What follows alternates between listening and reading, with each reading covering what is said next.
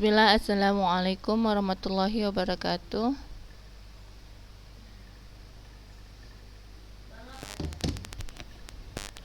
Nggak denger ya? Nggak denger. Biasanya apanya? Mana? Ini.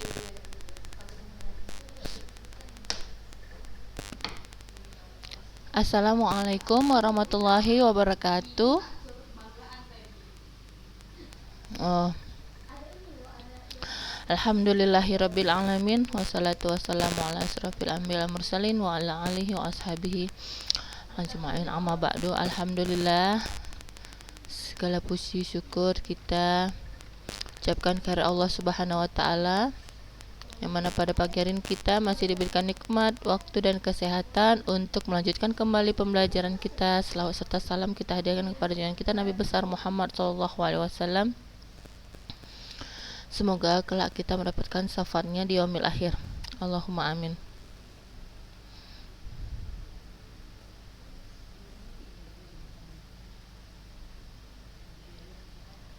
Ya anak-anak ustazah, kita lanjut materi kita ya. Minggu lalu kita sudah belajar tentang apa? Usaha-usaha agar ini apa? Pemanfaatan waktu luang ya anak ustazah. Nah, jadi memanfaatkan waktu luang itu untuk kesehatan di sini ada beberapa ya. Yang pertama gerakan badan, yaitu tentunya olahraga, kemudian istirahat yang cukup, kemudian tidur ya. Kemudian yang terakhir itu adalah masalah pola-pola hidup sehat, ya kan? Ya. Kita bahas sedikit, nanti habis itu kita masuk bab 10 ya. Ya anak ustazah, setelah kita mempelajari tentang pemanfaatan waktu luang ya dengan baik, tentunya kita juga harus menjaga pola hidup sehat ya. Pola hidup sehat diantaranya ada usaha-usaha yang harus kita lakukan ya. Di sini ada 8 ya, 8 secara garis besar usaha yang harus dilakukan dalam melakukan pola hidup sehat. Yang pertama kita lihat di sini pemeliharaan kebersihan. Ya, kebersihan ya anak ustazah. Ya, jadi kita harus menjaga kebersihan diri kita, terutama diri kita dulu. Ya, mulai dari apa itu? Badan kita ya. Badan kita harus kita jaga, badan kita mandi minimal 2 kali sehari ya kan. Kemudian menjaga kebersihan mulut kita ya, menjaga kebersihan ya diri kita secara keseluruhan, cuci tangan, cuci kaki, mandi ya, kebersihan mulut itu harus dijaga ya. Terlebih di masa pandemi ini anak ustazah, kita harus bagaimana? Harus tetap terus menjaga kebersihan ya, harus menjaga kebersihan ya. Yang kedua kemudian menjaga kebersihan pakaian dan menjaga kebersihan rumah dan lingkungan. Jadi anak ustazah, kita tentunya tahu pakaian kita itu kapan waktunya harus diganti iya kan. Jika misalnya sudah bau dan kok ya sudah menimbulkan bau, ya itu harusnya diganti. Misalnya sudah kita pakai dari pagi sampai sore ya, itu kan sudah bau ya, harusnya diganti ya. Kalau bisa jangan dipakai untuk keesokan harinya lagi ya. Kalau misalnya pakainya dalam sehari itu hanya sebentar saja, mungkin masih bisa kita pakai untuk 2 hari. Nah, jadi anak ustazah tentunya paham ya bagaimana cara mengganti pakaian ya. Kemudian pakaian tersebut ya jika sudah kotor dicuci, kemudian disetrika ya. Nah, seperti itu. Kemudian rumah dan lingkungan. Tentunya kita tidak nyaman ya melihat lingkungan rumah yang kotor ya kan anak ustazah, apalagi kita anak perempuan nih harus rajin bersih-bersih rumah ya. Jadi waktu bulan puasa ini kita gunakan beramal ibadah ya, selain membaca Al-Quran, kita juga membantu orang tua kita untuk membersihkan rumah, membantu orang tua kita ya. Kalau kita ikhlas lillahi ta'ala, insya Allah itu akan bernilai ibadah dan mendapatkan pahala dari Allah Subhanahu wa ta'ala ya, membantu orang tua dalam membersihkan rumah ya. Yang kedua yaitu makanan sehat. Jadi hendaklah kita menjaga makanan kita yang sehat ya. Sehat artinya di sini bagaimana? Bersih, bebas dari bibit penyakit, cukup kualitas dan kuantitasnya. Cukup kualitas artinya makanan tersebut mengandung ya gizi, vitamin, karbohidrat lengkap, dan jumlahnya juga tidak berlebihan anak ustazah ya, karena memakan segala sesuatu yang berlebihan itu tidak boleh, dan ya tidak baik untuk kesehatan. Kalau segala sesuatu berlebihan ya tidak baik, jadi harus sesuai dengan porsinya ya. Kemudian yang C, cara hidup teratur. Nah, cara hidup teratur ini ya harus kita jalani. Dimulai dari apa? Mulai dari makan, tidur, bekerja, istirahat secara teratur. Nah, itu harus kita perhatikan ya. Di samping kita melakukan kegiatan kita sehari-hari secara teratur, nah kita juga perlu rekreasi. Nah, inilah dia memanfaatkan waktu luang tadi ya, untuk rekreasi, menikmati hiburan pada waktunya. Nah, rekreasi misalnya pergi jalan-jalan ke sebuah tempat yang indah ya, untuk memberi makanan untuk apa? Rohani kita ya, jiwa kita, agar apa? Agar tenang seperti itu ya kan, terlepas dari beban ya, pekerjaan yang berat, stres. Nah, itu dia anak ustazah ya, itu manfaat rekreasi. Jadi kemudian setelah cara hidup yang teratur, yang keempat adalah meningkatkan daya tahan tubuh dan kesehatan jasmani. Nah, ini dia anak ustazah ya. Kalau kita sudah menjalani hidup teratur, ya mulai dari makan, tidur, bekerja, beristirahat secara teratur, kemudian kita juga harus meningkatkan daya tahan tubuh kita. Nah, ini terkait dengan pandemi anak ustazah ya, yang saat ini kita rasakan ya, di mana terjadi lonjakan yang sangat drastis ya. Terlebih kalau kita lihat berita di satu negara ya, negara mana itu anak ustazah, yang lonjakannya sangat mengerikan? Negara mana? Siapa yang tahu beritanya? Negara mana yang lonjakan coronanya sangat besar? Iya, India. Iya kan Kak, India. Jadi kalau India itu kan kebudayaannya, kalau orang yang mati itu dibakar. Iya kan? Jadi setiap hari 24 jam mereka membakari mayat ya, orang yang sudah mati karena corona. Jadi sangat cepat sekali penyebarannya ya, di luar dari dugaan ya, karena mereka bagaimana sebenarnya masalahnya, masalah apa itu, masalah sepele anak ustazah, sepele. Mereka menyepelekan ya adanya pandemi ini ya. Awalnya mereka itu sebenarnya sudah mulai pulih semuanya, tapi karena mereka sepele, tidak menjaga protokol kesehatan ya kan, tidak menjaga jarak, berkumpul mereka ramai-ramai, kemudian tidak menjaga jarak, tidak memakai masker ya, akhirnya mereka tertular satu demi satu ya, satu demi satu berguguran ya. Jadi sangat mengerikan, sampai mereka bagaimana, mereka habis menebangi pohon semuanya untuk membakari mayat tersebut. Nah, itu berita yang beredarkan. Jadi sangat mengerikan anak ustazah. Jadi anak ustazah ya, setelah kita menjaga diri kita ya dengan cara hidup teratur, maka kita wajib meningkatkan daya tahan tubuh kita anak ustazah ya, dan kesehatan jasmani kita. Dengan pertama caranya apa? Vaksin ya. Ini anak ustazah mulai guru-guru ulunuha menjalani vaksin anak ustazah, supaya mudah-mudahan nanti kita bisa tatap muka ya anak ustazah. Nah, kami guru-guru sudah mulai menjalani vaksin ya, untuk mendapatkan apa nih? Iya, daya tahan tubuh ya anak ustazah. Walaupun kabarnya vaksin itu tidak menjamin seseorang tidak terkena virus corona, tapi meminimalisir sakit yang berat ya terhadap corona ini anak ustazah ya. Jadi anak ustazah juga harus tetap menjaga protokol kesehatan anak ustazah. Jadi sekali lagi, jangan sepele, corona itu ada anak ustazah ya. Jadi jangan sepele ya, jangan sepele anak ustazah ya. Anak ustazah belum merasakan hilangnya penciuman kan? Ada yang udah merasakan hilangnya penciuman, tidak merasakan makanan apapun, makan itu kayak lewat aja. Udah rasain belum? Belum kan? Nah, itu namanya apa tuh?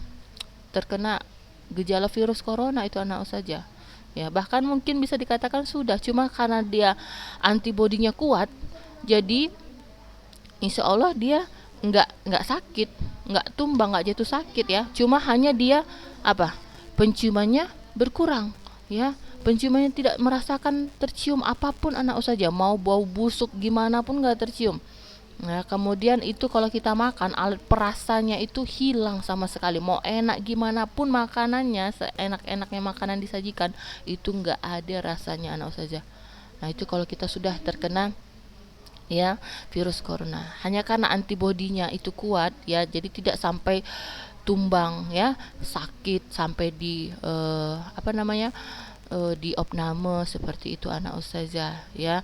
Itu kalau misalnya ada orang yang terkena yang sampai sakit yang akhirnya meninggal itu karena apa? Karena ada penyakit bawaan. Namun begitu anak ustazah itu harus isolasi mandiri, menjaga jarak betul ya. Kalau sudah terkena eh, virus tersebut ya, sudah terkena dampak tersebut yang tadi seperti Ustazah katakan, hilangnya aroma penciuman ya kan, kemudian tidak bisa merasakan makanan apapun, semuanya sama aja rasanya, lewat saja ya kalau dimakan ya kan. Nah, itu dia harus tetap menjaga daya tahan tubuhnya. Misalnya apa? Dia itu harus rajin olahraga, kemudian harus menjaga makanan yang sehat, makannya yang enak-enak walaupun nggak berasa anak saja, dia harus menjaga kekebalan tubuhnya dengan mengkonsumsi sayur, buah, ya makanannya sesuai lah ya, kadar kualitas dan kuantitasnya anak saja ya. Jadi harus terpenuhi gizinya selama dia merasakan gejala virus corona tersebut ya. Nah, itu anak saja. Jadi kayak percaya nggak percaya gitu kalau kita merasakan itu, ya. Tapi virus itu ada. Jadi anak saja sekali lagi kita tidak boleh sepele. Kalau keluar tetap protokol kesehatan. Jangan lupa pakai masker anak saja. Kalau bisa bawa hand sanitizer ke mana? Mana? Iya kan? Kalau kita keluar, ya jangan sepele ya anak ustazah ya. Nah, ini juga pemerintah melarang apa? Untuk mudik ya. Nah, itu menjaga anak ustazah. Jadi bagaimanalah kita ya di saat pandemi ini untuk tetap sehat dengan terus menjaga protokol kesehatan, tidak boleh sepele, tidak boleh lalai ya anak ustazah ya, dan selalu menjaga jarak ya. Kemudian yang kelima anak ustazah, menghindari terjadinya penyakit. Nah, ini dia, menghindari terjadinya penyakit itu tadi salah satunya usaha kita anak ustazah ya. Yang pertama apa? Menghindari kontak dengan sumber penularan. Nah, itu tadi menghindari dari kerumunan massa. Iya kan? Kita sudah pakai masker nih. Kemudian misalnya kita sudah jaga-jaga selalu bawa hand sanitizer kan gitu kan. Kita selalu rajin cuci tangan, nah gitu. Kemudian kita jangan ikut-ikutan berkerumunan, ya kan? Jangan ikut berada di keramaian orang seperti itu. Kita harus selalu menjaga jarak. Jika tidak penting hindarkan, ya agar kita tidak tertular. Ya anak ustazah. Nah, itu virus corona maupun dengan penyakit-penyakit lain, misalnya penyakit cacar ya yang menular ya. Kalau bisa ada orang yang di sekeliling kita yang terkena, kita menghindar ya, menghindar tidak melakukan kontak dengannya, maupun ya penyakit-penyakit yang lain anak ustazah yang karena virus ini cepat menyebar ya anak ustazah. Kita ya menyebarnya bisa lewat angin ya, bisa lewat menyentuh benda-benda yang dia miliki seperti itu ya. Tapi kalau virus corona ini lewat apa anak ustazah? Ya, kalau misalnya dia batuk, pilek, nah itu droplet ya. Nah, itu dia yang harus kita hindari. Makanya kita harus menjaga apa namanya? Ya, panca indera kita, mulut kita, hidung kita ya. Seperti itu. Makanya kita harus pakai masker. Ya, anak saja paham ya. Kemudian menghindari pergaulan yang tidak baik, selalu berpikir dan berbuat baik, membiasakan diri untuk mematuhi aturan-aturan kesehatan. Ingat ya anak saja, kita tidak boleh sepele ya. Baik, itulah usaha-usaha yang harus kita jaga untuk apa? Untuk kesehatan tubuh kita anak ustazah. Usaha-usaha yang kita lakukan agar kita ya bisa hidup sehat. Baik, sampai sini ada mau ditanya? Ada mau tanya tentang pola hidup sehat? Hilwani? Ada kak? Tidak. Nayara? Dinantia? Ada kak yang mau ditanya? Paham ya? Jadi anak ustazah sekali lagi kita tidak boleh sepele terhadap virus corona anak ustazah ya. Kemana-mana kita harus tetap menjaga ya protokol kesehatan ya. Ya, baik anak ustazah. Kalau tidak ada, kita lanjut materinya. Ini sebenarnya masih ada lagi anak ustazah ya.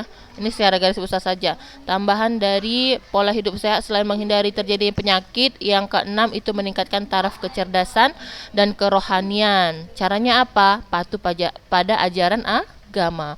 Kemudian yang ke tujuh, melengkapi rumah dengan fasilitas yang menjamin hidup sehat. Jadi anak ustazah, apa itu fasilitas yang menjamin hidup sehat?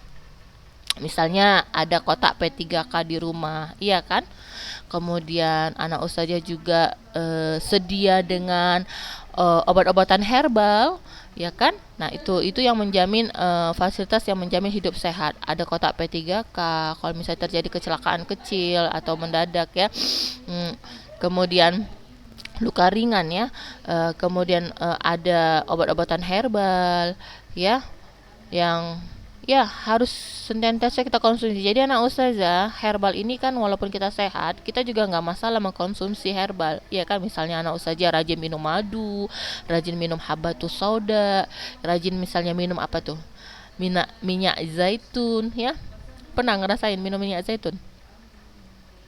Siapa yang rajin konsumsi herbal? Habatus sauda.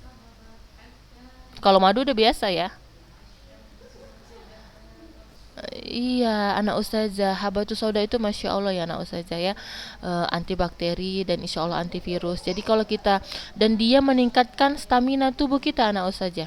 Jadi kalau anak ustazah minum madu, kemudian ditambah dengan makan habatus sauda, itu berupa kapsul ya. Jadi habatus sauda itu ada yang serbuk, ada yang minyak. Jadi insya Allah stamina kita akan terjaga anak ustazah. Jadi itu rutin kita minum, kita makan pagi dan misalnya malam ya, pagi sebelum memakan sesuatu ya kita konsumsi itu, kemudian mau tidur ya kita konsumsi minum madu dan habatus sauda, insya Allah stamina kita insya Allah terjaga anak ustazah. Sehari 2 kali kalau ustazah rajin ya konsumsi itu ya insya Allah ya. Nah itu aja tuh. Jadi kalau udah capek-capek minum habatus sauda. Nah bahkan kalau misalnya kita capeknya bersangatan nak saja, kita sekali minum itu 3, 5 juga nggak masalah nak saja. Kalau saja nggak masalah, pernah saja minum sekali 7 juga nggak masalah ya insya Allah ya, karena dia alami insya Allah ya, baik untuk kesehatan. Dan ini sudah menjadi rutinitas, jadi kalau kita sudah terbiasa mengkonsumsinya nggak ada masalah ya. Beda dengan obat-obatan kimia nak saja, kita harus sesuai dengan resep dokter, dosis ya, kemudian nggak boleh sembarangan minumnya ya kan. Ya minum banyak-banyak juga nggak mungkin karena kan itu zat kimia. Nah larinya ke ya ginjal ya. Nah, jadi harus sesuai resep dokter. Tapi kalau herbal ini kan alami dia ya. Ya atau ada yang rajin buat misalnya jamu ya, kunyit, jahe, serai direbus kemudian airnya diminum. Nah itu juga menambah stamina anak ustazah ya. Nah kalau dia terkena virus corona itu insya Allah akan cepat pulih juga ya. Cepat kembali aroma penciumannya dan perasaannya. Nah seperti itu anak ustazah. Jadi harus melengkapi rumah dengan fasilitas yang menjamin hidup sehat. Kemudian rajin memeriksakan kesehatan anak ustazah ya. Misalnya kesehatan apa itu? Mata, bagi kita yang misalnya sudah minus ya, atau gangguan THT ya, hidung, tenggorokan, telinga misalnya ya, atau memeriksakan tensi kita, atau memeriksakan kadar gula kita, atau memeriksakan kolesterol ada tidak. Nah itu kita rajin periksa anak ustazah ya, atau sebulan sekali ya. Nah seperti itu. Nah jadi itulah usaha-usaha untuk pola hidup sehat ya anak ustazah. Nah baik, kita lanjut anak ustazah.